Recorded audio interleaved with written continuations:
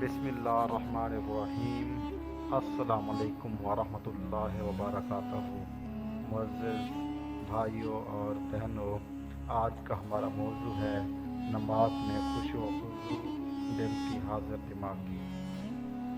आज हम बात करेंगे एक ऐसी इबादत के बारे में जो इस्लाम का सुकून है और मोमिन की पहचान, वो है नमाज। लेकिन नमाज सिर्फ जिस्मानी हरकत और सुकूनात का नाम नहीं, बल्कि इसकी असल रूह खुशू खुजू में है। दिल की मुकम्मल हाज़िरी, आजिज़ी और अल्लाह के सामने झुकाव। खुशू के बगैर नमाज एक रस्मी अमल बन जाती है, जबकि अल्लाह ताला को वो दिल पसंद है जो इसके हुज़ूर झुका हुआ, मुतवज्जे हो और आजिज़ी से लबरेज हो।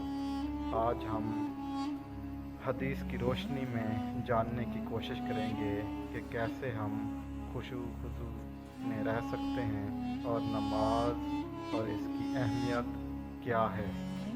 हदीस मुबारका उर्दू तर्जमा।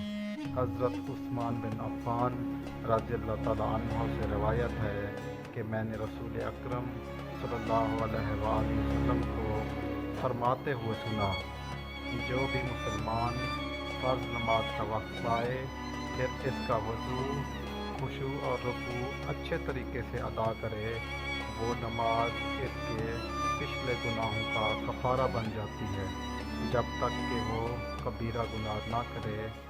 ये हर ज़माने में ऐसा ही है। तशरीह। ये हदीस मुबारका वाज़ेह तौर पर बताती है कि नमाज में खुशू यानी अल्लाह के हुज़ूर दिल का झुक जाना, जहन का मुतवज्जे होना और आजिज़ी के साथ नमाज अदा करना इंसान की ज़िंदगी से गुनाहों को मिटा सकता है। सिर्फ नमाज पढ़ लेना काफ़ी नहीं, बल्कि इसमें दिल की मौजूदगी ज़रूरी है। ये ना हो कि हम नमाज पढ़ रहे हैं हों तो मस्जिद में और पहुँचे हुए अपने कारोबार में होते हैं या अपने किसी और मामलात में होते हैं और पता ही नहीं चलता कि हम नमाज़ पढ़ रहे हैं या अपना हिसाब किताब कर रहे हैं या बाकी चीज़ें कर रहे हैं। नमाज में शैतान कोशिश करता है कि इंसान को ज़्यादा से ज़्यादा ख़यालात आएँ, लेकिन हमने इन ख़यालात से बचना है और अपनी पूरी तवज्जो मरकूज़ करनी है सिर्फ़ अल्लाह की बारगाह में। अगर हम चाहते हैं कि नमाज में हमें गुनाहों से रोके, दिल को सुकून दे और अल्लाह के करीब करे, तो हमें खुशू पैदा करना होगा।